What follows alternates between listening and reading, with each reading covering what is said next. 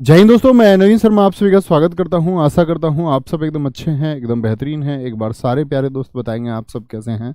उम्मीद करूंगा एकदम अच्छे होंगे, एकदम बेहतरीन होंगे। बोलेंगे जी। दीपक बुलानिया, प्रियांशी, ईश्वर सिंह चौहान, संदीप कुमार, नील कंदेल, अमित कुमार, प्रियांशु, नेत्रपाल, शुभम यादव, अंशुमान, पूजा, निशांत, अंकुर सिंह, मोहित कुमार, आंचल यादव, साहिल मान, सारे प्यारे दोस्तों का बहुत स्वागत है। और प्यारे दोस्त, हम लोग पढ़ रहे हैं आपका दिल्ली सल्तनत को इतिहास में। उम्मीद करूंगा पिछली क्लास की चीज़ें आप रिवाइज करते होंगे, हर रोज आगे पढ़ेंगे। हम लोग क्या पढ़ रहे थे? गुलाम वंश को पढ़ रहे थे। ठीक है। गुलाम वंश में कौन कौन शासक हुए बोलेंगे जरा। संस्थापक कौन थे? 1206 से लेकर के 1210 तक किसने शासन किया? तो क्या बोलेंगे भैया, आपका शासन रहा था किसका? आपका। तो ऐबक ने संस्थापना की है। स्थापना की यानी संस्थापक रहा ऐबक। ठीक है।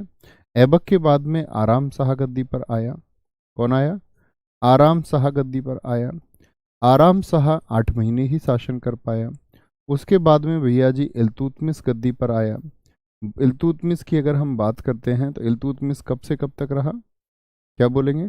1211 से लेकर के 1236 तक। 1236 के बाद में रुकनुद्दीन फिरोज गद्दी पर आया, जिसकी माँ शाह तुर्कान शासन कर रही थी। फिरोज के बाद में बच्चे कौन आई? रजिया सुल्तान आई, और तुर्की इतिहास की पहली महिला शासक। तो इससे बहुत क्वेश्चन पूछे जाते हैं। किस किले में कैद रखी गई? शासनकाल कब से कब तक था? 1236 से लेकर के 40 तक। रजिया सुल्तान के बाद में आपका कौन आया? बहराम शाह आया। क्या बोलोगे? बहराम शाह, जो 1240 से लेकर के 1242 तक गद्दी पर था। 1242 तक गद्दी पर था। ठीक है।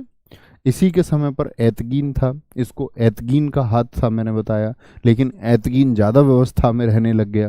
ज़्यादा व्यवस्था में रहने लग गया तो ऐतगीन को इसने मार दिया। तो बहराम शाह के बाद में बहराम शाह की जो मौत, क्या बोलेंगे? बहराम शाह हम पिछली क्लास में पढ़ रहे थे। ये इल्तुतमिश का बेटा था, रजिया का भाई था। इसने अपना पीएम ऐतगीन को नियुक्त किया। ऐतगीन की हत्या भी फिर इसी ने करा दी। तैयर के नेतृत्व में मंगोलों ने 1241 में आक्रमण किया। अब आप बताएंगे ऐतगीन कौन था? एक अमीर था भैया। अमीर समझते हैं? कौन से अमीर? अमीरों की संख्या कितनी थी? तो ऐसे मत सोचना जी पैसे से अमीर है क्या ये लोग, नहीं। अमीर से मतलब था उस समय सुल्तान के सबसे करीबी लोग, जिनकी सुल्तान के निर्णयों में भूमिका होती थी, डिसीजंस में एक पार्टिसिपेट होता था। ठीक है। तो वो कौन थे? 40 ताकतवर लोग थे। धन से मतलब नहीं, जिनकी शासन में पकड़ थी। 40 ताकतवर लोग, उन्हीं को हम कहते हैं अमीर। तो जब अमीर की हत्या हुई एक की, तो अन्य अमीरों को खतरा पैदा नहीं हुआ होगा। यानी तुर्क के चहलगानी के अन्य लोगों को खतरा हुआ कि कल को, यानी कि आने वाले समय में यह घटना शायद हमारे साथ भी घटित हो। हर व्यक्ति जीवन में आगे बढ़ना चाहता है। तो 40 अमीरों ने सोचा इसका तो मतलब यह हुआ कि हम लोग तरक्की कर ही नहीं सकते। ऐतगीन हाथी नहीं रख सकता, हम हाथी नहीं रख सकते। तो इन्होंने फिर क्या बोला कि बहराम शक्तियां की समझो, बहराम शाह है, उसकी शक्तियां कमजोर गई और इसको मार डाला गया।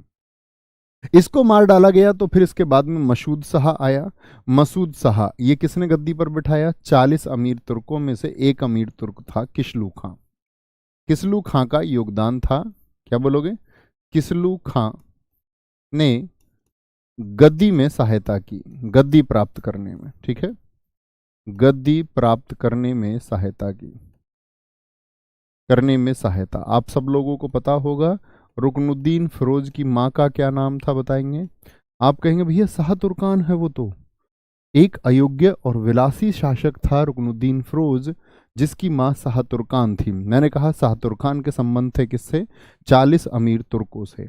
तो इस समय पर 40 अमीर तुर्कों को अपने फेवर का आदमी लगा, जो राज दरबार का ही सदस्य था, क्योंकि रुकनुद्दीन फिरोज एक राजा था, राजा रह चुका था। बेशक वो 7 महीने शासक रहा, लेकिन उसके बेटे को उनको ठीक लगता है कि मसूद शाह को शासक बना लेते हैं। और किसलू खां ने ये रणनीति फैलाई। जो 40 अमीरों में से एक है, एक शमसी कुलीन था। शमशी, जैसे मैंने आपको बताया था कि ऐबक की जाति इलबरी थी, उसी तरह से किसलू खां की जो जाति थी, किसलू खां की जाति मित्र हुआ करती थी आपका शमशी। इसको शमसी कुलीन कहा जाता था। फाइनली गद्दी पर आया और फिर ये 1246 तक शासन करता है और ये फिर एक्सपायर हो जाता है। इसके बाद में आया नसरुद्दीन महमूद। अच्छा, ये नाम आपने पहले कभी सुना? मैंने आपसे कहा था गौर देना। इसको लिखा हुआ है इल्तुतमिश का पुत्र। क्या ये नाम आपने सुना?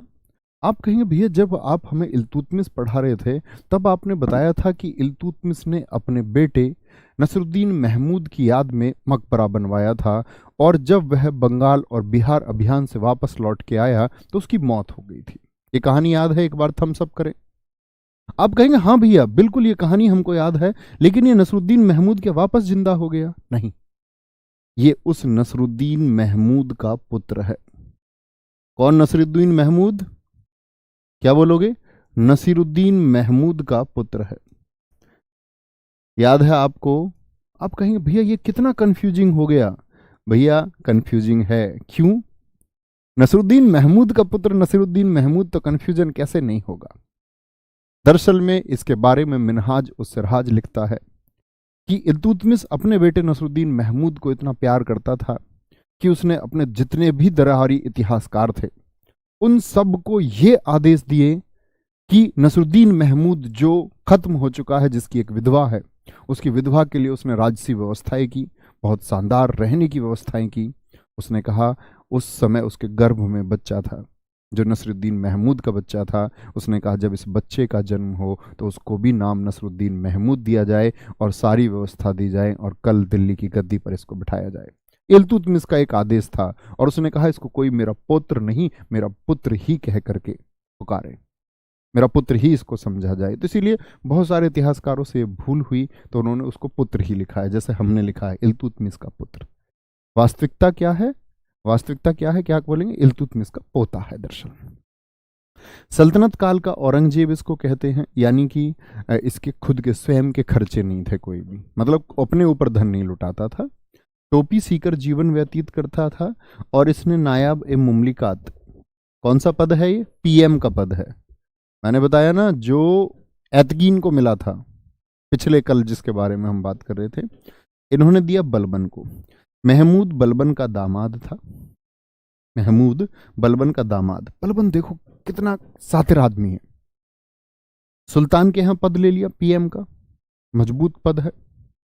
सुल्तान बन गए राष्ट्रपति और महमूद से अपनी बेटी की शादी भी करा दी, मैं अपना दामाद भी बना लिया।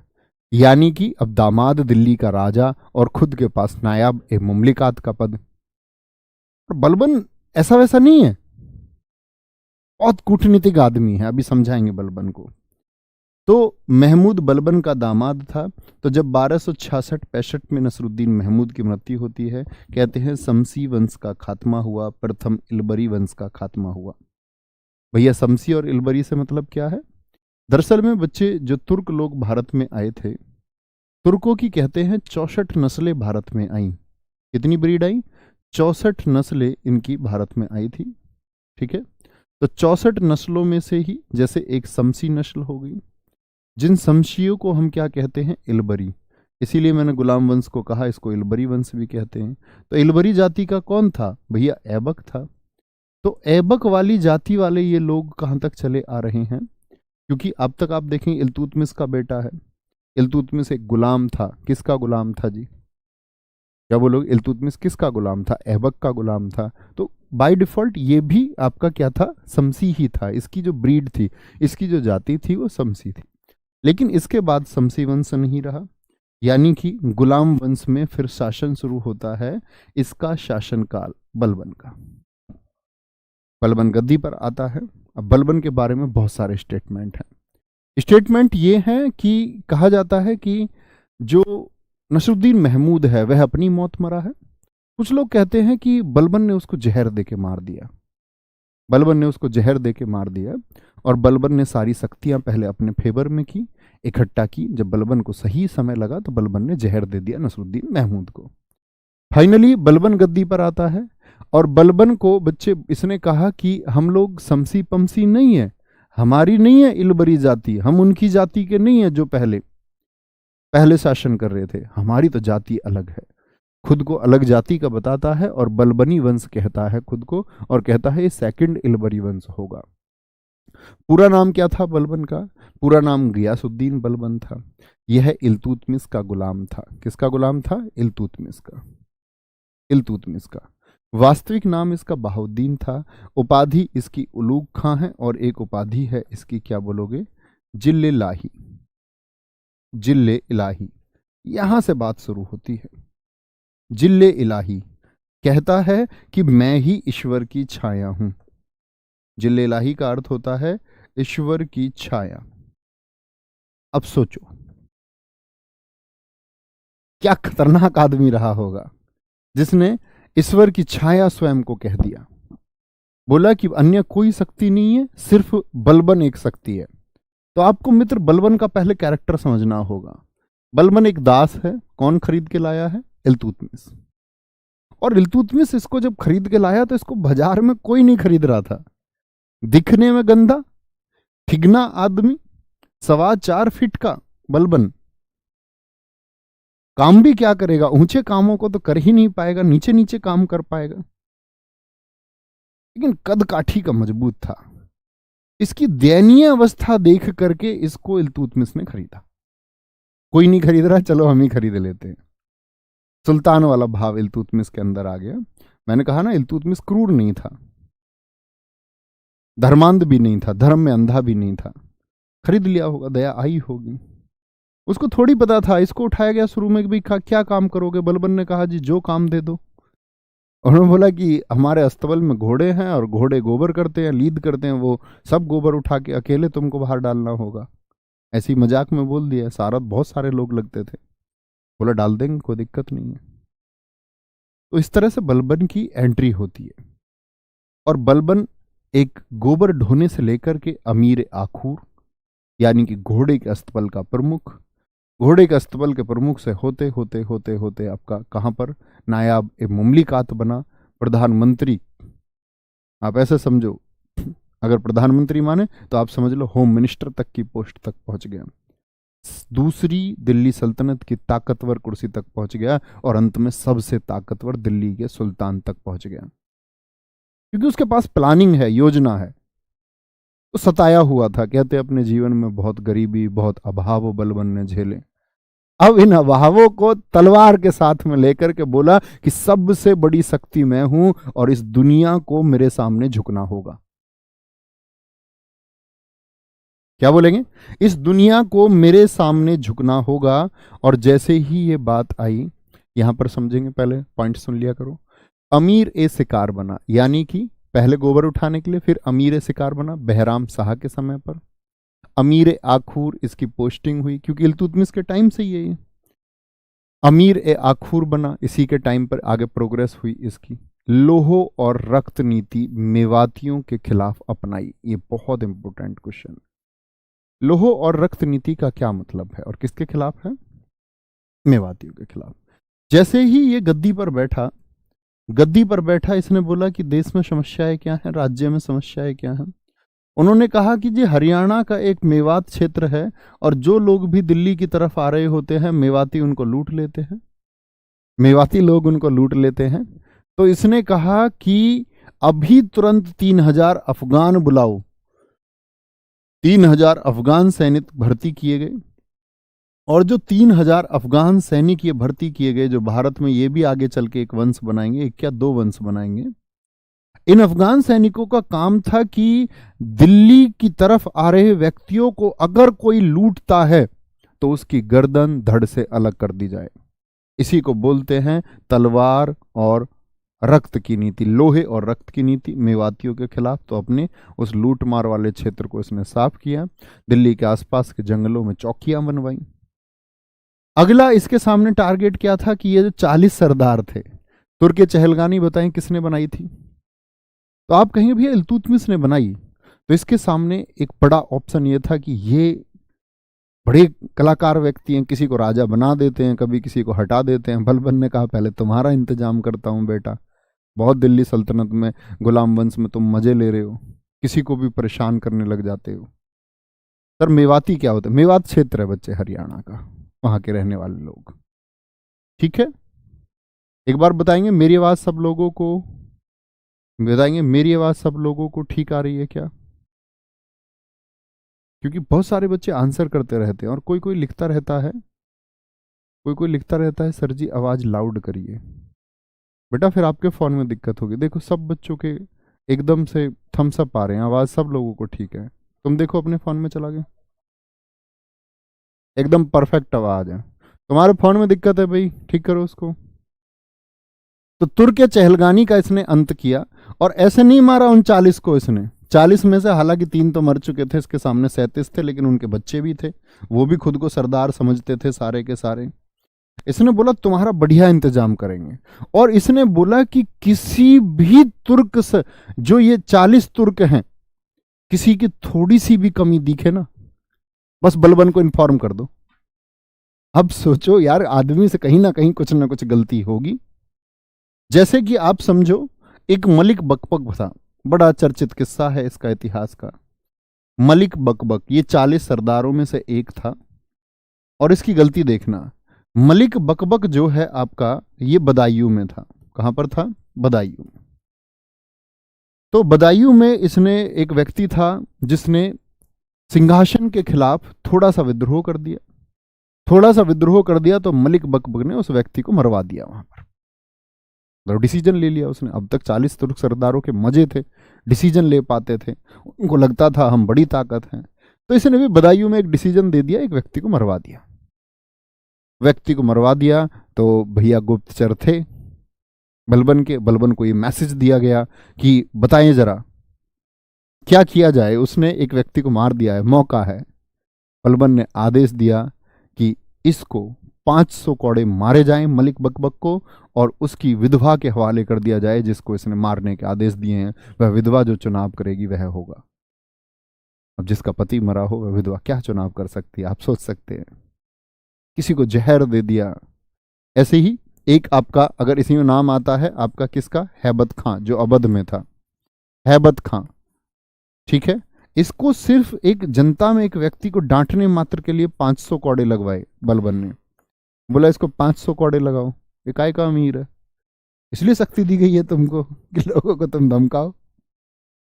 कौड़े ऐसे नहीं, कौड़े ऐसे लगते थे कि एक कौड़े में मांस के साथ में ब्लड भी आता था। इतना शानदार कौड़ा लगता था। ऐसे नहीं तुम खेलते होगे कौड़ा है जमाई का, तौलिए का बना लिया और मार दे, नहीं। कौड़े का मतलब होता था एक कौड़े में मांस के साथ में ब्लड भी बाहर आ जाए। सोचो ऐसे 500 कौड़े। कहने का मतलब है खत्म कर दिया तुर्क चहलगानी को। और ये तुर्क चहलगानी बहुत इंपॉर्टेंट क्वेश्चन बनता है।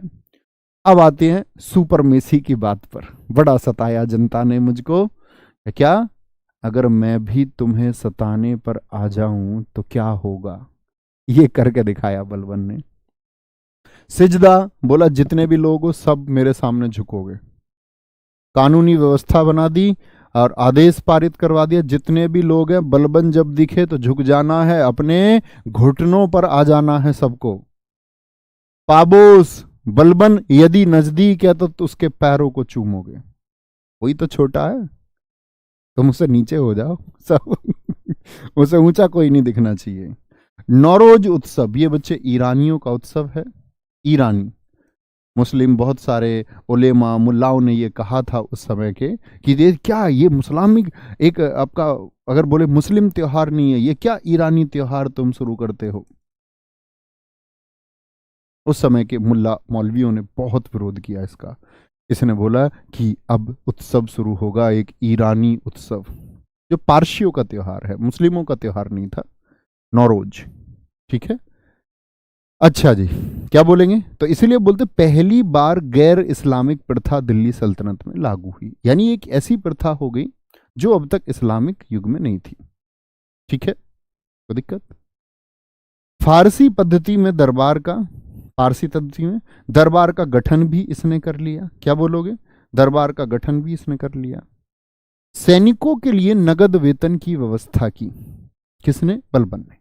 यहां बच्चे ध्यान से सुनना, अगर एग्जाम में कभी पूछा जाएगा, एग्जाम में कभी पूछा जाएगा तो हम अलाउद्दीन खिलजी लिखेंगे। क्या लिखेंगे? अलाउद्दीन खिलजी। ऐसा क्यों भैया? जब आप ये बता रहे हैं तो ये भी देखिए ना, कि अलाउद्दीन खिलजी, ये कोड किस चीज का आता है भाई? हाँ भानु, कोड हटवाना है। क्या कोड वोड लगा रखे हैं तुमने यार, ऐसे ही पढ़न दो बच्चों को। ठीक है, क्या बोलोगे? अलाउद्दीन खिलजी लिखेंगे आंसर। अच्छा भैया ऐसा क्यों? दरअसल में बच्चे मैंने आपको बताया था इक्ता। इक्ता किसने शुरू की थी? आप बोलेंगे इक्ता भैया जमीन का टुकड़ा था, सैनिकों को दिया जाता था उनकी नौकरी के बदले कि भाई एक ही लैंड है आपके लिए, इस पर आप खेती करें और अपने परिवार का पेट पालें। ठीक है, इक्ता में क्या हुआ कि एक सैनिक जो काम कर रहा है, आज सैनिक काम कर रहा है, तो अभी कितने समय हो चुके हैं इल्तुतमिश के बाद के शासन को? आप कहेंगे भैया लगभग 1220 के बाद में 1270 का समय आ गया है, 50 साल बीत चुके हैं। तो वो सैनिक क्या अभी सेना में सेवा दे पा रहा होगा? जी ऐसा भी हुआ, बहुत सारे सैनिक मर गए। बहुत सारे सैनिक क्या हो गए? बूढ़े हो गए। बूढ़े हो गए जो अब सेना में सेवा नहीं दे सकते थे, या मान के चलो मर गए, युद्ध में मर गए। तो इसने क्या कहा कि भाई जो लोग अभी सेवा नहीं दे रहे हैं, इसने पूर्णतः खत्म नहीं किया, इसने नगद वेतन जो दिया है, किसको दिया है? जो अभी सर्विस में नहीं है। उन्होंने बोला तुमको क्यों इकता, क्योंकि तुम सेवा नहीं दे रहे हैं, तो उनको इसने कुछ पैसे दे दिए। बोले तुम्हारी मदद यादगार रहेगी, तुम्हारे पिताजी की मदद यादगार रहेगी, वे हमारे लिए लड़ते हुए मरे। ठीक है, जो अभी सर्विस में नहीं है। ठीक है, समझ गए ना? लेकिन ये अलाउद्दीन खिलजी एग्जाम में हम क्यों लिखते हैं? क्योंकि अलाउद्दीन खिलजी ने इक्ता को पूरी तरह खत्म करके अपने सारे ही सैनिकों को नगद वेतन दिया था। बात समझ में आई? कोई दिक्कत, कोई परेशानी? तो इसने किसको दिया नगद वेतन? जो सैन्य में नहीं है, रिटायर हो चुके हैं, मर चुके हैं, उनको। बाकी इसने इक्ता को खत्म नहीं किया, जमीन टुकड़ा दिया। इक्ता खत्म करेगा अलाउद्दीन खिलजी और सबको देगा नगद वेतन। ठीक है, आगे आएंगे। Very good. इसने 2 विभाग बनाए, 2 विभाग बनाए। वेरी गुड, बहुत शानदार। शिवानी जी कह रही मैंने पढ़ा है इक्ता माने प्रांत होता है। बेटा तुम इक्ता माने पेठे की मिठाई पढ़ लो, हमें फर्क थोड़ी पड़ता है। तुम इक्ता माने कहीं जलेबी पढ़ा हो, तुम्हारी मौसी ने किताब छापी होगी ऐसी कोई जिसमें तुमने पढ़ लिया होगा, उस पर ध्यान नहीं है मैं क्या पढ़ा रहा हूं। कह रहे मैंने कहीं पढ़ा है, कहीं। यहां देखो, इधर आओ, यहां फोकस करो। बोला कमेंट मत करो, इसीलिए तो तुम कुछ और सोच सोच के स्कूटी पर ठुक जाती हो कहीं और।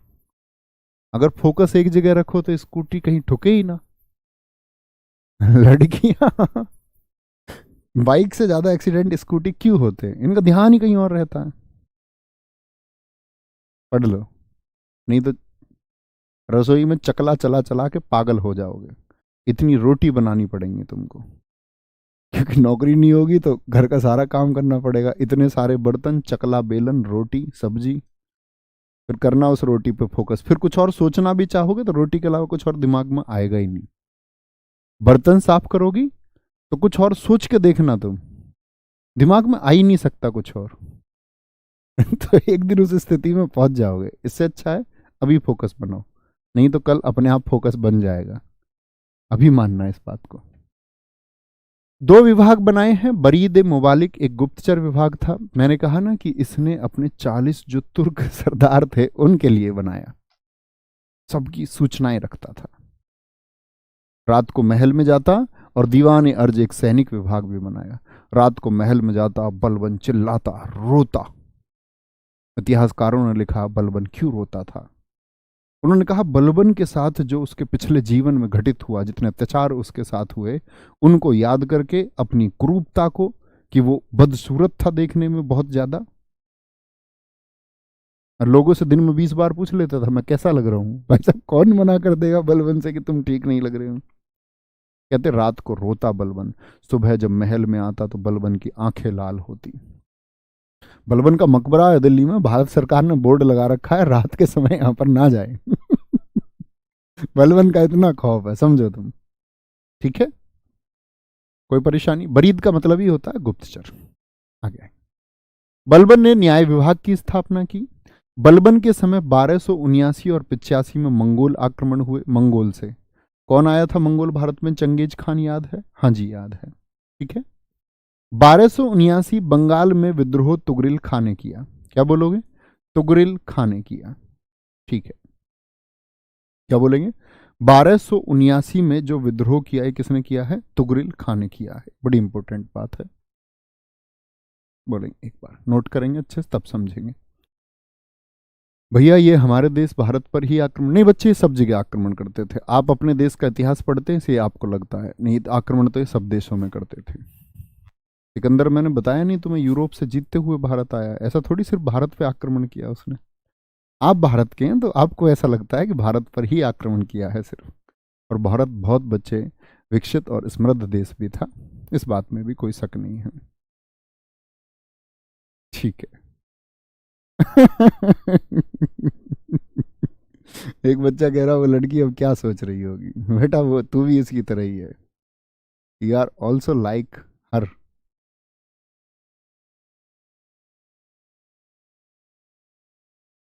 तुम्हारे लिए भी कुछ बोलूं? चलो नहीं बोल, कभी और बोलेंगे, आज लड़कियों के लिए कल लड़कों के लिए बोलेंगे।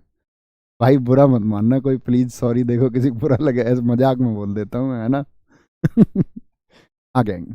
1279 में बंगाल में विद्रोह तुगरिल खां ने किया, और बच्चे बलबन ऐसा था कि उसका खौफ इतना था कि कहते हैं कि बलबन को कभी दिल्ली की गद्दी से बाहर जाने की जरूरत नहीं पड़ी, दिल्ली की सीमाओं से बाहर जाने की जरूरत नहीं पड़ी, उसका खौफ ही इतना था, इतना खौफ था बलबन का कि दिल्ली की गद्दी पर बैठे बैठे उसने इतना बड़ा शासन चला लिया।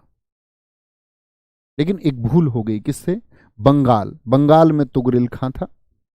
तुगरिल खां के लिए इसने पहले बोला, बच्चे अमीर खां को भेजा पहले, तो बोले इस तुगरिल खां को समझा क्या हो यार, टैक्स वैक्स नहीं दे रहा है, जाके बात करो इससे, मान जाओ, बलबन के नाम का खौफ क्यों कम कर रहा है, समझा क्या हो। अमीर खां बेचारा गया कुछ सैनिकों की टुकड़ी लेकर, इसको उसने मार दिया। ठीक है, बलबन ने कहा यार इसकी भी सामत आई है, तिरमत खां को भेजा, बोला तिरमत खां यार तुम समझाओ क्यों बेवजह का पंगा करता है, तुगरिल खां को समझाओ, बच्चा है मान जाएगा। नहीं माना, तिमरत खां को भी मारा। सोचो इतने बलबन जैसे आदमी के दिमाग पे क्या उस टाइम हुआ होगा। बलबन ने निकाली सेना और बोला जितनी सेना है उसकी चढ़ाई पूरे बंगाल पर कर दो। भाई साहब पूरे बंगाल को घेर लिया गया, पूरे के पूरे बंगाल को घेर लिया गया दिल्ली की शाही सेना के द्वारा, और तुगरिल खां की ढूंढ शुरू हुई। और ऐसे नहीं मारा इसने तुगरिल खां को, इसने कहा इस पूरे बंगाल के बाजारों में तख्ते जड़ दिए जाएं, जैसे रोड है इस रोड पर तख्ते यानी लकड़ी के फट्टे लगा दिए जाएं रोड पर, और लकड़ी के फट्टों की ऊंचाई रही 12 फुट। बोला इस तुगरिल खां के जितने भी नजदीकी लोग हैं, इसके राज्य के, इसके शासन के जितने भी नजदीकी लोग हैं, सबको दीवारों पर फट्टों पर कीले गाड़ गाड़ के ठोक दिया जाए, और इस तुगरिल खां की खाल उतारी जाए, और उसकी खाल जब उतारो तो सिर के पास ही कट लगना चाहिए, पूरी खाल ध्यान से उतरनी चाहिए, नहीं तो तुम्हारी खाल उतार दूंगा। और पूरी खाल उतार के भुस भरो और पूरे बंगाल को दिखाओ कि इसने बलबन के खिलाफ विद्रोह किया है, और एक विद्रोह का नतीजा ये होता है। ऐसी ऐसी दुर्गति हुई। सोचो तुगरिल खां अगर बच जाता, या तुगरिल खां देख पाता अपने अंत को, तो सोचता यार क्या बलबन से लड़ना था। ठीक है, कोई दिक्कत। तो ये अकेला है, पूछते हैं किस विद्रोह के समय, मैंने आपको बोला कि बलबन दिल्ली की गद्दी से बाहर गया, तो एकमात्र बंगाल का विद्रोह है। ठीक है, बंगाल का विद्रोह है, कोई दिक्कत कोई परेशानी? हाँ जी, आज मौसम अच्छा है। इसके बाद में फिर बलबन अपनी स्वाभाविक मौत मरा है। ठीक है, अपनी खुद की स्वाभाविक मौत हुई बलबन की। बलबन के बाद में कैकुबाद आया जो बलबन का पोता है, बलबन का बेटा भी था। आप कहें कि बलबन का पुत्र नहीं था क्या, बलबन का बेटा भी था बुगरा खां, बलबन का पुत्र था बुगरा खां। दरअसल में ये बुगरा खां जब जब बलबन बंगाल अभियान पर गया विद्रोह का दमन करने, तो ये उसके साथ गया था बुगरा खां। उसने जो भाई साहब आतंक देखा है बलबन का वहां पर, जो क्रोध और गुस्सा उसने बलबन का देखा है, उसने हाथ जोड़ लिए सिंहासन से।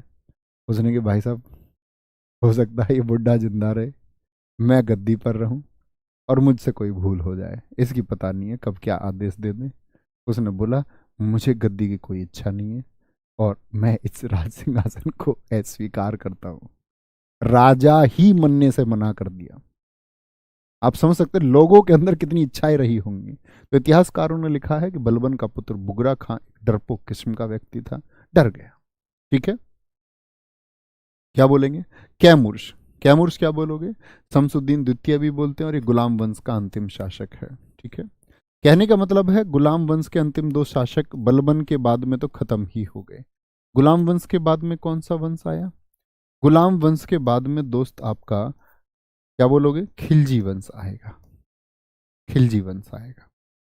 अब यहां आपको समझनी पड़ेगी प्रक्रिया, खिलजी कौन है? Who is Khilji? मैंने बोला 64 कितनी नस्लें आई तुर्कों की? 64 तुर्के की नस्ल आई, उनमें से ही एक नस्ल है बच्चे आपका कौन सी? खिलजी। ये कैसी नस्ल थी? ये तुर्क नस्ल थी एक, ये भी तुर्क लोग हैं, तुर्क लोग हैं। यहां पर आपको याद रखना है, मैंने आपको बताया गुलाम वंश के समय पर, गुलाम वंश के समय पर मंगोलों के आक्रमण होते रहे, यस और नो?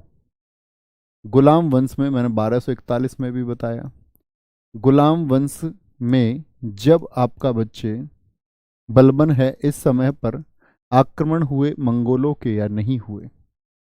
मंगोल आक्रमण हुए कि नहीं हुए?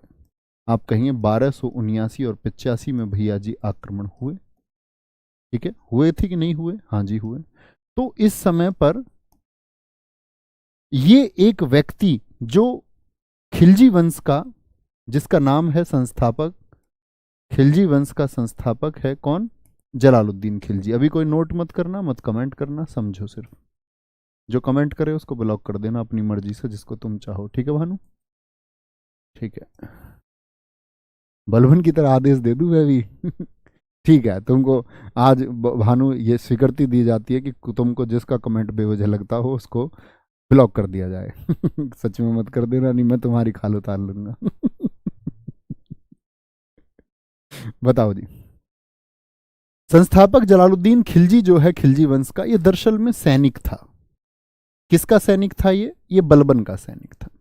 और बलबन की सेना में ही इसके जितने भी बच्चे आपका, बलबन की सेना में ही जितने भी इसके पदोन्नति हुई या हम बोले इसके कद बढ़े, तो वो बलबन के समय पर बढ़े। और बलबन के समय पर जो मंगोल आक्रमण हुए थे वो विफल करने वाला कमांडर भी जलालुद्दीन खिलजी था। बड़ा करीबी व्यक्ति था। किसका करीबी व्यक्ति था? बलबन से बड़े अच्छे संबंध थे। और लगभग उम्र हो चुकी थी इसका, उम्र हो चुकी थी 68 वर्ष। बलबन को सेवाएं देता रहा, बलबन को सेवाएं देता रहा। और इसके पास लड़ाके थे, मजबूत कमांडर इसके पास थे, जो जलालुद्दीन खिलजी के कहने पर कुछ भी कर सकते थे। तो बलबन को बड़ा अच्छा लगता था यार, एक तो आदमी एकदम से प्रिय है जिसके अंदर कोई लालच नहीं है, लालच नहीं है जिसके अंदर कोई, और प्लस में उसकी अपनी यूनिटी भी है, ताकत भी है। तो फिर क्या होता है? तो यहां पर एक बात समझनी होगी तुमको कि जलालुद्दीन खिलजी बलबन के लिए ही तो निष्ठावान है। जब बलबन के बाद में कैकुबाद आया तो इसको मारा, और कैकुबाद के बाद में कैमुर्स को गद्दी पर बिठाया कि कहीं जनता विद्रोह ना कर दे कि जलालुद्दीन खिलजी तुम्हारे अंदर लालच आ गया है, तुम इन गुलामों के बड़े करीबी व्यक्ति थे। तो उसको अपनी इमेज की बड़ी चिंता थी। जलालुद्दीन खिलजी को हमेशा अपनी इमेज की बहुत चिंता रही। तो गद्दी पे इसको बिठाता है और इसको बिठा के फिर बाद में इसको भी मारता है और शासन को हथिया लेता है। और इसका तो बहुत बुरा हाल कर दिया था इसने, इसको तो मरवा के यमुना में फेंका। कहाँ पे फेंका? यमुना में फेंका। बोला यमुना में फेंक के मारो इसको। ठीक है, 3 महीने शासक रहा, फिर कैमुर्स, फिर इसको भी मार दिया। फाइनली गद्दी पर कौन आएगा? जलालुद्दीन खिलजी। एक सेना से आया, सेना से आया। तो यहां पर एक बात देखनी होगी, एक बात समझना, छोटा सा लॉजिक। खिलजी मुझे बताएंगे एक सैनिक है, जलालुद्दीन खिलजी एक सैनिक है कि नहीं है? हाँ भैया ये एक सैनिक है। तो इसको जो समर्थन मिला, भैया दिल्ली की गद्दी पे बैठा तो विरोध तो हुआ होगा। कि सेना का एक कमांडर बन रहा है। कमांडर तो और भी उस समय रहे होंगे। तो जलालुद्दीन खिलजी के जो साथी बने, इसके जो सहयोगी बने, वो सभी लोग बने जिनके अंदर महत्वाकांक्षाएं थी, जिनको लगता था यार ये गुलामों के समय पर क्या हुआ, बहुत सारे तो राजा के बेटा ही राजा बने ना, बहुत सारे राजाओं के पुत्र राजा बने। ये बोला राजाओं के पुत्रों को सहारा मिल जाता है, हम सेना के जिनके अंदर योग्यता है। बोला तुरा सुना ना तुमने डायलॉग, बड़ा दुख होता है जब कोई तुम्हारी योग्यता ना पहचाने। तो भाई साहब क्या हुआ यहां पर, इसको उन सभी लोगों का साथ मिला जो परिवारवाद के विरोधी लोग थे, जो नेपोटिज्म के विरोधी थे। वो सब लोग बोले कि जलालुद्दीन हम तुम्हारे साथ हैं, कर दो चढ़ाई दिल्ली पर। क्या बोलेंगे, कर दो चढ़ाई दिल्ली पर। लेकिन जलालुद्दीन चालाक है, ऐसे नहीं। उसने बोला कि लोगों का समर्थन मिल गया, लेकिन जलालुद्दीन खिलजी सच में बलबन के लिए डिवोटेड था, बलबन के लिए डिवोटेड था। तो यहां पर इसने जो पहला नौता दिया कि दिल्ली की गद्दी पर पहला नौता जो ये देता है, पहला नौता इसने दिया था आपका बलबन के भतीजे को। किसको, बलबन के भतीजे को। और बलबन का भतीजा था कौन, मलिक छज्जू, बलबन के भाई का लड़का मलिक छज्जू। क्योंकि इनके करीबी लोग तो इस समय होंगे जो विद्रोह करते। तो यहां पर चाल चली जलालुद्दीन खिलजी ने, और मलिक छज्जू को बोलता है कि दिल्ली की गद्दी पे यार मेरा मन नहीं है, तुम सम्राट बन जाओ। क्योंकि मलिक छज्जू के बारे में ये जानता था कि ये सम्राट इसलिए नहीं बनेगा क्योंकि वो पूरी तरह तैयार नहीं है, उसके अंदर सीखने की ललक थी। वो कह रहा था कि मुझको अभी ट्रेनिंग्स लेनी है। उसने बोला मैं तो तैयार नहीं हूं। अच्छा ठीक है। अब लोगों ने बोला यार ये तो बड़ा अच्छा आदमी है जलालुद्दीन खिलजी, अब तक तो सब लोग अपने लालच में रहते थे, तो सबको नौते दे रहा है कि तुम बैठ जाओ। दूसरा इसने फकरुद्दीन को नौता दिया। किसको, फकरुद्दीन को। ये बलबन का मित्र था, बलबन का मित्र था। इसने भी कहते हैं कि इसने ऐसे लोगों को नौते दिए कि जो दिल्ली की गद्दी को स्वीकार करना नहीं चाहते थे। तो बलबन के मित्र ने भी गद्दी को स्वीकार करने से मना कर दिया। आया गद्दी पर कौन, जलालुद्दीन खिलजी।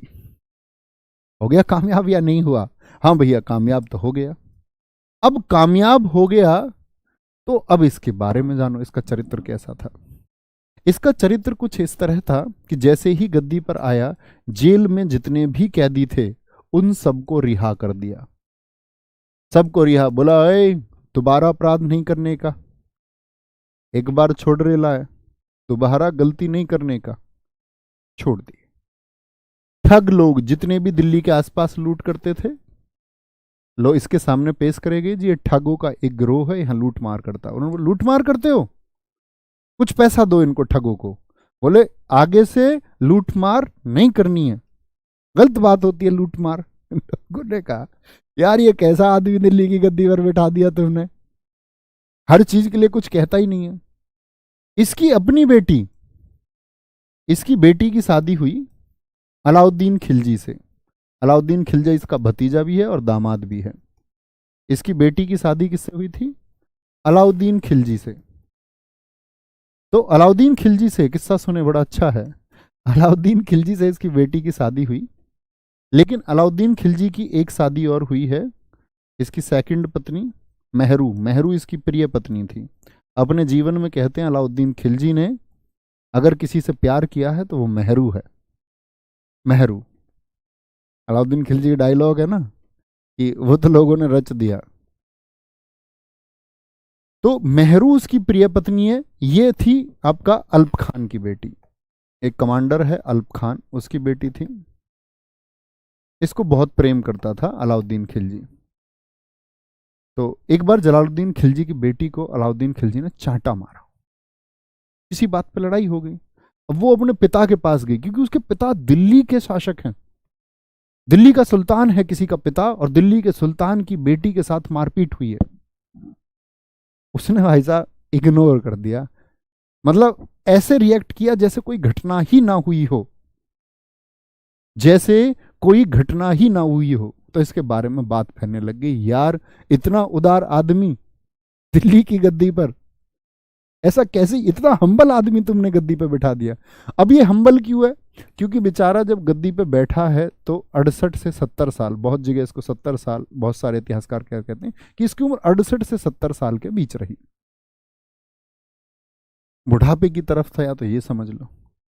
लेकिन इसके मंत्रियों ने इसको समझाया कि सुल्तान सही नहीं कर रहे हो, सुल्तान सही नहीं कर रहे हो, कुछ ना कुछ स्ट्रिक्ट डिसीजन लेने पड़ेंगे, नहीं तो लोग तुमको मूर्ख समझ रहे हैं, तुमको पागल कह रहे हैं। सब बोले कि पागल आदमी दिल्ली की गद्दी पर आ गया है।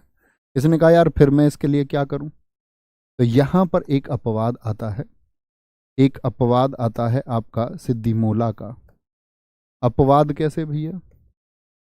सिद्धि मोला, सिद्धि मोला एक संत था। यहां पर लोग सिद्धि मोला की बैठकों में जाते, सिद्धि मोला के पास बैठ के लोग कहते कि सिद्धि मोला एक काम करो यार, वो जो आपका जलालुद्दीन खिलजी है वो तो पागल है, तुम कितने इंटेलिजेंट आदमी हो, दिल्ली की गद्दी पे तुम होने चाहिए। सिद्धि मोला एकदम से अपने सेट वेट हो गए। हाँ तो बताओ कब चलना है? आदमी को लगता है ना कि भाई तुम्हारा, बहुत सारे लोग समर्थन कर रहे हैं, बहुत सारे लोग समर्थन कर रहे हैं, तो तुम कुछ कर दो, साम्राज्य के लिए कुछ कर दो। अभी अपने साथ स्टूडेंट बहुत सारे कुछ कर देते हैं, कमाल, नया चैनल बना देते हैं, लग जाता है एक बार को, कर लेते हैं, कुछ विशेष पहचान होगी हमारी। लेकिन ये तो हल नहीं हो सकता मित्र। सिद्धि मोला ने यही किया, कॉलर वॉलर ऊपर कर लिया उसने। अब उसने पता कि जलालुद्दीन खिलजी तो कुछ करेगा ही नहीं, करता ही नहीं है, इतना उदार आदमी है, किसी से कुछ कहता ही नहीं है, जिसका जो मन आए वो करो, कोई रोक नहीं टोक नहीं। सिद्धि मोला ने सोचा यार अब दिल्ली की गद्दी अपनी है। भाई साहब जलालुद्दीन खिलजी ने कहा, सोचो किसी ने सोचा भी नहीं होगा, बोला मुझे सिद्धि मोला की गर्दन चाहिए। सोचो सिद्धि मोला ने सोचा होगा यार मेरे लिए क्यों नियम बदल रहे हो तुम, ये कौन सी बात हुई है, मतलब जैसे हो वैसे रहो ना, मेरी गर्दन क्यों मांग ली? अब तक तो किसी की गर्दन नहीं, गर्दन मांगनी थी उसकी मांगो जिसकी तुम्हारी बेटी को पीटा, ठगों को गिफ्ट दे रहे हो। मैं बस सुल्तान ही तो बनना चाह रहा हूं, मेरी गर्दन क्यों मांग ली? तो अपवाद का मतलब हुआ कि जलालुद्दीन के सारे डिसीजंस में एक एक्सेप्शन केस ये सिद्धि मोला है और इसकी गर्दन उतार कर लाई गई। सोचो तो कहने का मतलब है फाइनली इसका कैरेक्टर आप समझे होंगे। जलालुद्दीन खिलजी ने खिलजी वंश की स्थापना की, जो दिल्ली सल्तनत पर सबसे कम समय के लिए शासन करने वाला वंश है। ठीक है, कोई दिक्कत? तो संस्थापक कौन है? जलालुद्दीन खिलजी है। कोई दिक्कत, कोई परेशानी आया समझ में? कुछ नहीं। तो जीवन में ईमानदारी और अपनी बात पर टिके रहना, जो शब्द दे दिए सो दे दिए, इस पर टिके रह जाना, ये सबसे बड़ा जीवन है मित्र। सिद्धि मोला की तरह अगर गद्दी प्राप्त करना चाहते हो, ये गलत चीज है। राजा बनने की योग्यताएं अलग होती हैं। चंद लोगों के साथ मिलकर आप सोच लें कि आप राजा हो जाएंगे, गलत चीज है। आप राजा के सहयोगी हो सकते हैं। अगर राजा अच्छा है और जनता के हित के बारे में सोचता है तो आपको राजा का सहयोगी बनने में कोई दिक्कत नहीं होनी चाहिए। अगर हर आदमी राजा बनने का प्रयास करेगा तो क्या दुनिया संतुलित रह पाएगी? नहीं मेरे मित्र, दुनिया इस प्रकार से संतुलन में नहीं रह पाती। महत्वाकांक्षाएं ठीक हैं, लेकिन आपको किसी एक पद पर अपने आप को संतुष्ट रखना होगा। देश का प्रत्येक व्यक्ति अगर प्रधानमंत्री बनने के लिए किसी भी प्रकार का मार्ग चुनने लग जाए, ये तो सही तरीका नहीं हो सकता। आगे तो संस्थापक कौन है? जलालुद्दीन खिलजी है। उपाधि इसकी शाइस्ता खां है, जो कैकुबाद ने दी थी इसको। कैकुबाद को इसने शासक बनाया था, मरवाया भी इसी ने था। कैकुबाद इससे डरता भी था कि भाई अब बलबन के बाद में सारे सैनिक कमांडर जलालुद्दीन खिलजी के साथ में उसके सहयोगी हैं। बोला शाइस्ता खां। सल्तनत काल का सबसे बुजुर्ग शासक था जलालुद्दीन खिलजी। कभी पूछे दिल्ली की गद्दी पर बैठने वाला सबसे बुजुर्ग शासक कौन है? सल्तनत काल का सबसे बुजुर्ग शासक था। इसी के समय कड़ा मानिकपुर में मलिक छज्जू ने विद्रोह किया। ये कौन है मलिक छज्जू? कौन कौन है ये बताएंगे जरा? जिसको जलालुद्दीन ने न्योता दिया था कि दिल्ली की गद्दी पर भाई साहब बैठ जाओ। तो इसको कड़ा मानिकपुर यानी ये प्रयागराज उत्तर प्रदेश की एक जागीर थी, बहुत बड़ी जागीर थी। धीरे धीरे इससे रेवेन्यू आना शुरू हुआ। रेवेन्यू आना शुरू हुआ और मलिक छज्जू को लगा कि यार सब लोग जलालुद्दीन की बुराई करते हैं, सब कह रहे हैं जलालुद्दीन तो खराब शासक है। मलिक छज्जू ने भी सोचा कि यार वाई आई एम नॉट, मैं क्यों नहीं, तो फिर मैं भी चलता हूं। तो इसने बोला, ओए जलालुद्दीन हम नहीं मानते तुझे, जलालू भाई हम नहीं मानते तुमको राजा, हमें राजा। बलबन हमारे चाचा थे। जैसे हमारे चाचा विधायक वाली बात आ गई तो क्या हो गया यहां पर? अब यहां पर भेजा जलालुद्दीन खिलजी ने अपने भतीजे अलाउद्दीन खिलजी को। अलाउद्दीन खिलजी ने जाके मलिक छज्जू को पकड़ा। ज्यादा बोल रहा चाचा के लिए, तेरे चाचा बलबन ने तो क्या हुआ, हमारे चाचा अभी सुल्तान हैं दिल्ली के। अलाउद्दीन खिलजी ने इस विद्रोह को दबाया था। यहीं से अलाउद्दीन खिलजी को एक एप्रिसिएशन मिला, कंधे पर मिल जाता ना, ठीक है तुम बहुत अच्छा कर रहे हो। जलालुद्दीन खिलजी ने, अलाउद्दीन खिलजी जेके ने एके को कहा कि तुमने मलिक छज्जू को हराया है, जाओ ये कड़ा मानिकपुर प्रयागराज उत्तर प्रदेश की जागीर हम तुमको देते हैं।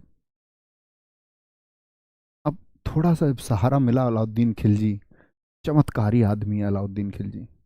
उसके दिमाग के पट खुल गए। यहीं से उसने सोच लिया कि मुझको ये दिल्ली की गद्दी चाहिए। दिल्ली नहीं, ये संपूर्ण भारत मुझको चाहिए। संपूर्ण भारत नहीं, ये पूरा विश्व मुझे चाहिए। ऐसी योजनाएं और ऐसी कल्पनाओं के साथ जीने लग गया अलाउद्दीन खिलजी। कहने की बात है कि चाचा गद्दी पर हैं, ठीक है। इसके दो बेटे थे। किसके? जलालुद्दीन को पढ़ रहे हैं अभी तो हम। इसके दो बेटे थे, इब्राहिम खान, अरकली खान।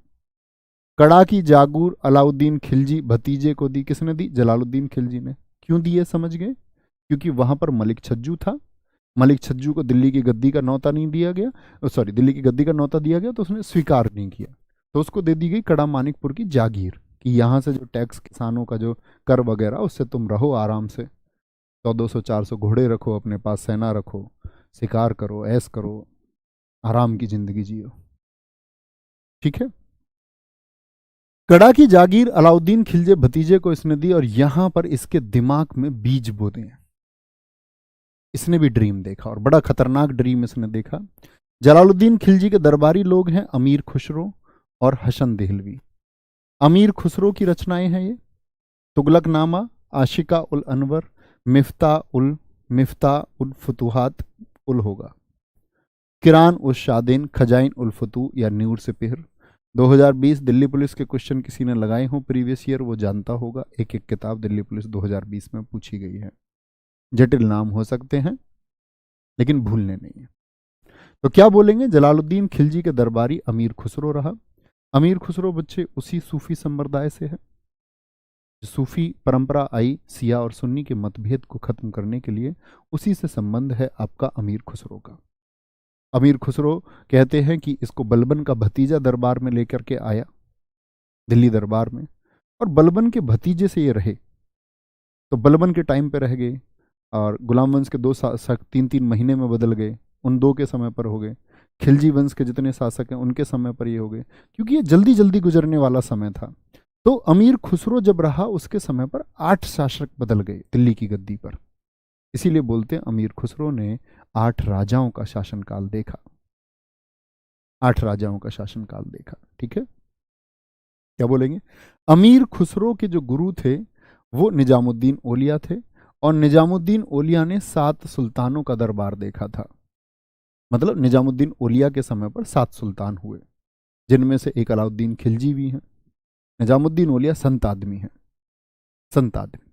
निजामुद्दीन औलिया की दरगाह कहाँ पर है बताएंगे?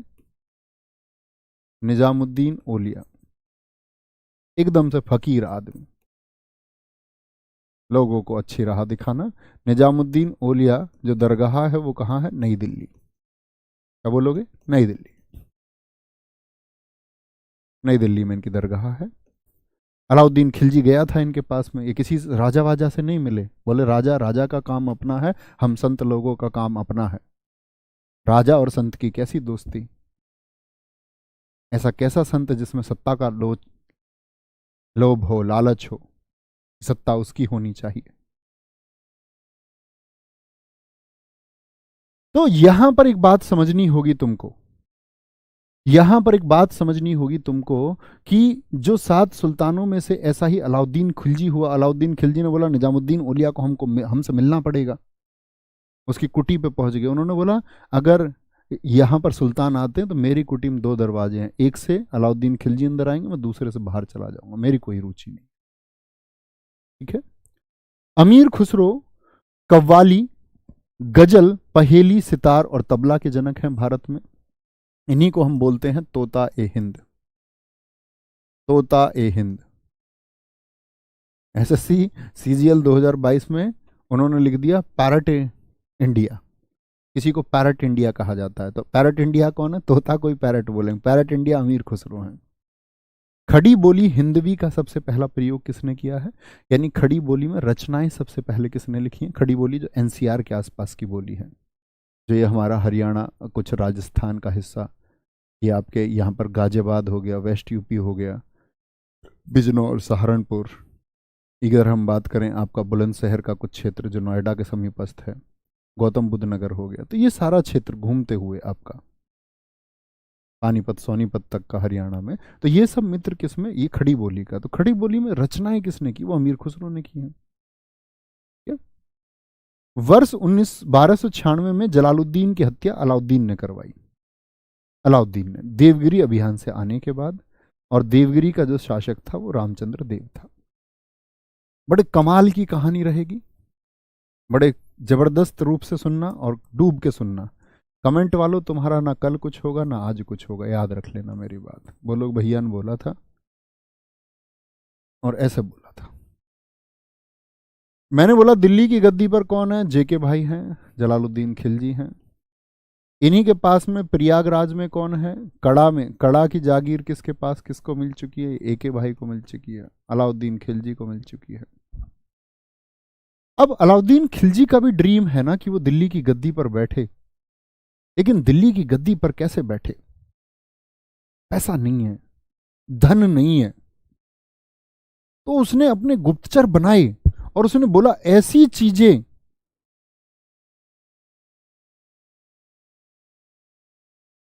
ऐसी चीजें। सर जी आप खड़ी बोली बोल, सबकी अलग अलग है, खड़ी बोली सबकी अलग। भरतपुर वाले अलग बोलेंगे, आपका बिजनौर वाले अलग बोलेंगे, हमारे यहाँ जैसे ऐसे कहते हैं भाई तू यहाँ क्यों खड़ी है, आगे क्यों नहीं चल रही, बीच रोड पे ही खड़ी है, टक्कर लग जाएगी, दिक्कत हो जाएगी। तो सब जगह की अलग अलग है, मतलब ये समझो जो मैं समझा रहा हूं। कड़ा, तो इसने बोला कि भैया पैसा नहीं है, तो इसने अपने गुप्तचर भेजे कि पैसा कहाँ मिलेगा। इसको किसी ने बताया कि ये देवगिरी है, यहाँ पर महाराष्ट्र में। कौन सा? देवगिरी। और देवगिरी का जो शासक है वो कौन था? रामचंद्र देव। देवगिरी महाराष्ट्र में था। बोला उसके पास किले में बहुत सोना रखा हुआ है, और बहुत सोना रखा हुआ है, तो पहले अगर हम उसको ले लें तो फिर हमारे पास आर्टिलरी हो जाएगी, पैसा हो जाएगा, तो हम टक्कर ले पाएंगे। अभी टक्कर लेने के लिए नहीं है। तो कहने का मतलब है ये जाता है, अब यहां जाएगा क्या सीधे लूट लेगा? तो इसने एक मैसेज बनाया और पैदल पैदल चल रहा है, पैदल पैदल चल रहा है, लोगों में अब खुद से आगे सूचनाएं भिजवाता रहा कि पीछे अलाउद्दीन खिलजी आ रहा है, दिल्ली के सुल्तान का भतीजा है, उसका दामाद भी है, और उसे रूस गया है और शरण मांगने आ रहा है रामचंद्र देव के यहाँ। बोलो रामचंद्र देव के जैसा शासक तो मैंने देखा ही नहीं, मुझे राजपाट का मोह ही ना रहा, मैं तो उनके यहाँ जाकर के अब रहूंगा। राजा ने भी सोचा होगा यार मेरी तारीफ कर रहा है कोई, दिल्ली के सुल्तान का भतीजा, उसका दामाद, वेलकम वेलकम। लोगों को ये सूचना देता गया कि उसकी जलालुद्दीन खिलजी से दुश्मनी हो चुकी है और जलालुद्दीन खिलजी का वो साथी नहीं है। तो रामचंद्र ने सोचा दोनों मिलकर दिल्ली की गद्दी पे बैठेंगे। गेट पर आया, गेट पर आया, देखा इतने सारे सैनिक इसके साथ पीछे पीछे आ रहे हैं, गेट बंद कर लिए गए। तो इस समय पर कहते हैं रामचंद्र से पड़ोसी राज्य से भी इनका युद्ध हो रहा था, मुख्य सेना इनकी वहां बिजी थी, किले में मुख्य सेना थी ही नहीं। अलाउद्दीन ने अपने गुप्तचरों से उसी स्थिति का पता करवाया और एकदम से घोषणा की कि पीछे से 25,000 सैनिक और आ रहे हैं। तो कहते हैं उसी एक डर से रामचंद्र देव ने यहाँ पर भैया किले की दीवारों को खोल दिया। क्या बोलोगे? किले की दीवारों को खोल दिया और यहीं पर जो लूट होती है, तो यहां से 600 मन सोना, एक मन में 40 किलो होते हैं, गुणा भाग कर लेना, ठीक है। 1000 मन चांदी, 600 मन सोना, 1000 मन चांदी लेकर के चला। लेकर के कहां गया है? बोलेंगे लेकर के कहां गया? आप कहेंगे भैया ये देख सकते हैं आप, यहां पर ये मैप दिख रहा है आप लोगों को क्लियर, ये समझो। तो दिल्ली की गद्दी पर कौन है? जलालुद्दीन है। ये यहां प्रयागराज में था। आया कहां पर है आपका? ये दौलताबाद है, इसी का नाम देवगिरी है। इसका नाम बताएंगे, दौलताबाद मोहम्मद बिन तुगलक करेगा। देवगिरी से जब ये वापस कहां जाएगा? तो ये जाएगा कड़ा। कहां जाएगा? कड़ा में जाएगा, प्रयागराज जाएगा। तो यहां से जब चलता है तो बहुत सारे लोग जलालुद्दीन खिलजी को कहते हैं कि तुम रास्ते में ही पहुंच जाओ, जाकर के उससे पैसा ले लो, बहुत लूट के लाया है। जलालुद्दीन खिलजी को एक विश्वास था अलाउद्दीन खिलजी के ऊपर कि नहीं यार मेरा भतीजा है, ऐसा क्यों कह रहे हो तुम? है भड़का रहे हो मुझे मेरे भतीजे के खिलाफ? ऐसा नहीं हो सकता। भतीजे से प्रेम है और फिर लड़की से शादी कराई है उसकी, इतना एक जागीर उसको दी है, इतना भरोसा तो करता है, सारी व्यवस्थाएं करी हैं, उसको लगता है अलाउद्दीन धोखा नहीं देगा कभी। इतना कुछ तो किया यार अलाउद्दीन के लिए, ऐसे कैसे धोखा दे देगा? लेकिन कहते हैं धोखा तो इंसान की जिस फितरत में मौजूद है तो वो है, वो छिपा रह सकता है कुछ समय तक के लिए, लेकिन अगर है, मौजूद है ब्लड में, तो धोखा देना तो देगा। यहां से चला, यहां पहुंच गया, ताकत जुटाई है, रास्ते में भी अभियान किए, छोटे छोटे छोटी मोटी लूट रास्ते में की है। जलालुद्दीन खिलजी तक अपने दूत भेज दिए और ये खबर पहुंचवा दी कि अलाउद्दीन खिलजी का मन है कि उस सारे धन को चुपचाप जलालुद्दीन खिलजी को देना चाहता है, चुपचाप बगैर किसी को बताए, ताकि पता ही ना चले धन कहां है। जलालुद्दीन भी अपने कुछ सैनिकों के साथ आ गया, भतीजे के प्रेम में हाथ फैलाए, अलाउद्दीन मेरे भतीजे तुमने मेरा सिर ऊंचा कर दिया। इतनी गजब विजय, इतनी शानदार विजय, इतना बड़ा धन। अब तुम मूवी देख के आए होगे, मूवी में वो तुमने देखी होगी मूवी, उसमें तो अलाउद्दीन खिलजी चाकू नहीं मारा इसने अपने चाचा को, दरअसल में ये बैठा था गर्दन में, इसने आदेश करा है एक बॉडीगार्ड को, अंगरक्षक को, जिसका नाम इख्तियारुद्दीन है। इख्तियारुद्दीन ने तलवार का वार किया और जलालुद्दीन खिलजी की गर्दन धड़ से अलग हुई और दूसरे अंगरक्षक ने लुढ़कती हुई गर्दन से मुकुट छीन लिया सिर का जलालुद्दीन से आकर के, और रक्त का बहा हुआ मुकुट आकर के अलाउद्दीन खिलजी के सिर पर रख दिया। दिल्ली का सुल्तान कौन? अलाउद्दीन खिलजी। क्या बोलोगे? अलाउद्दीन खिलजी। अब अलाउद्दीन की बात कर लेते हैं, सॉरी यहां आएंगे। अलाउद्दीन खिलजी दिल्ली की गद्दी पर, क्या बोला मैंने, 1290 से 96 कौन रहा? दिल्ली की गद्दी पर 1290 से 96 कौन रहा? जलालुद्दीन खिलजी रहा। जलालुद्दीन खिलजी के बाद में उसका दामाद और उसका भतीजा अलाउद्दीन खिलजी, बचपन का नाम अली गुरसाप्स, अन्य नाम द्वितीय सिकंदर, क्योंकि सिकंदर की तरह यह भी चाहता था कि ये दुनिया जीते, इसीलिए इसको सिकंदर ए सानी कहा गया है। जैसे मूवी का डायलॉग मैं तुमको हमेशा बताता हूं, जब ये चित्तौड़गढ़ के अभियान की तरफ होता है तो इसकी पत्नी इसको समझाती है, मेहरू, कि तुम क्या रानी पद्मिनी के लिए क्या संघर्ष करना चाहते हो, क्यों करना चाहते हो, वो किसी की पत्नी है, वो देवी है किसी की। अलाउद्दीन का वो डायलॉग है, बहुत फैला ली सरहदें, अब बाहें फैलाने का वक्त है। सब कुछ करता है। लेकिन वहां अलाउद्दीन खिलजी को यह एहसास होगा कि भारतीय स्त्रियों की पवित्रता क्या है, भारतीय नारियों की क्या पवित्रता इस संस्कृति में रही है, क्या मैसेज रानी पद्मिनी जैसी महान स्त्रियों ने इस भारतीय सभ्यता को दिए हैं।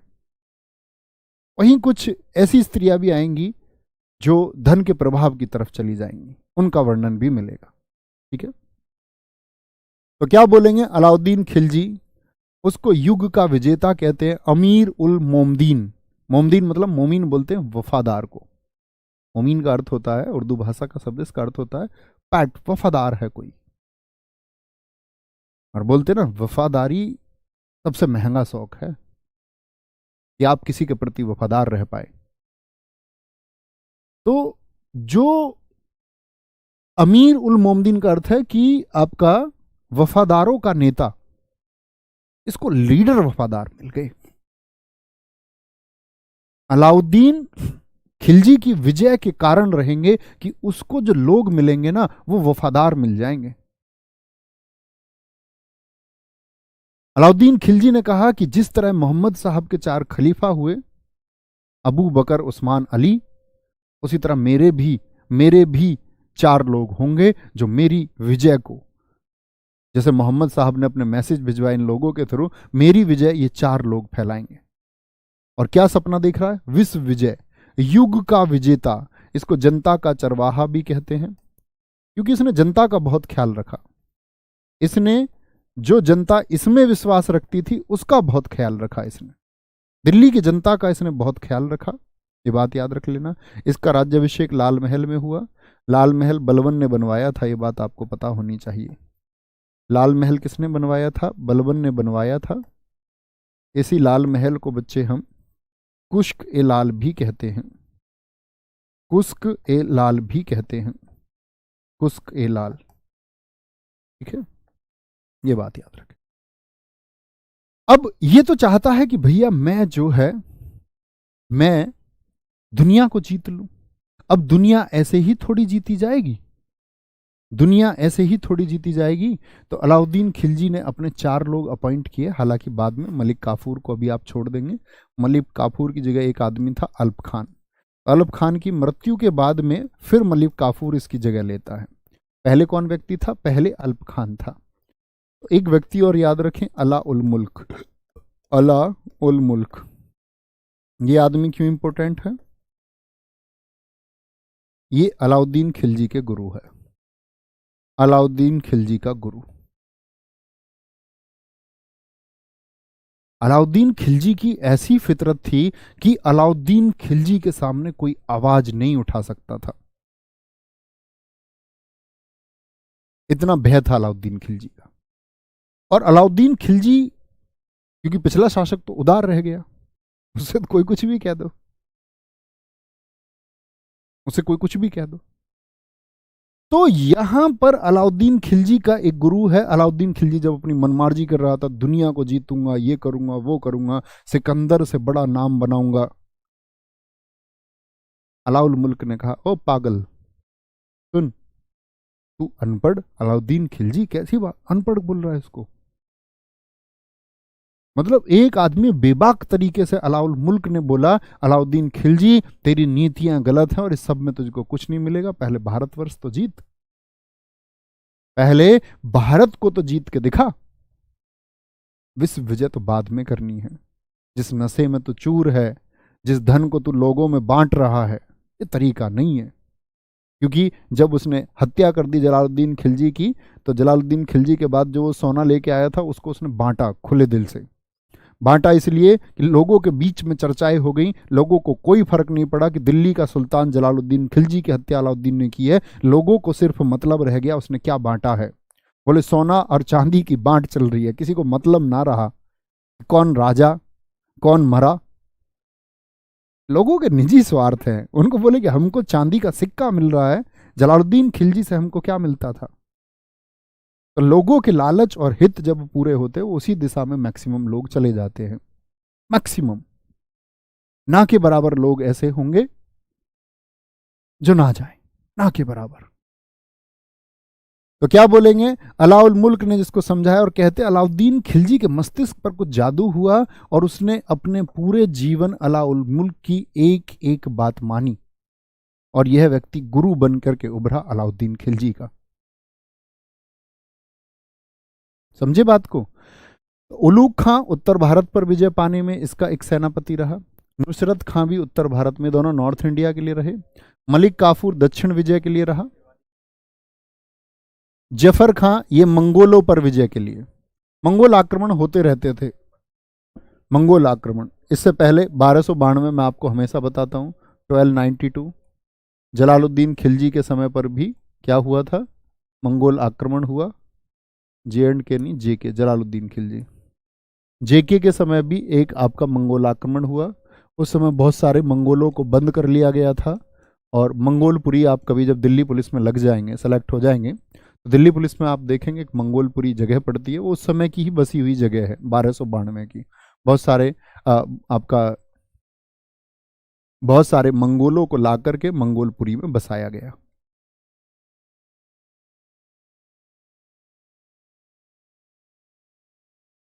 तो उस समय पर बहुत सारे मंगोलों को बसाया गया, वही मंगोलपुरी है। कोई दिक्कत, कोई परेशानी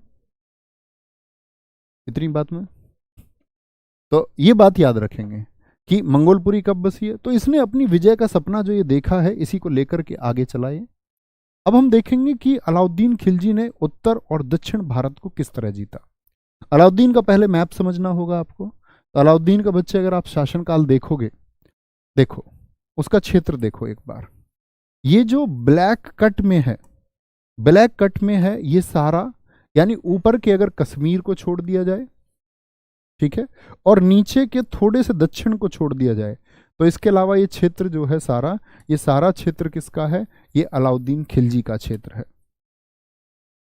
क्या बोलोगे? ये सारा अलाउद्दीन खिलजी का क्षेत्र है।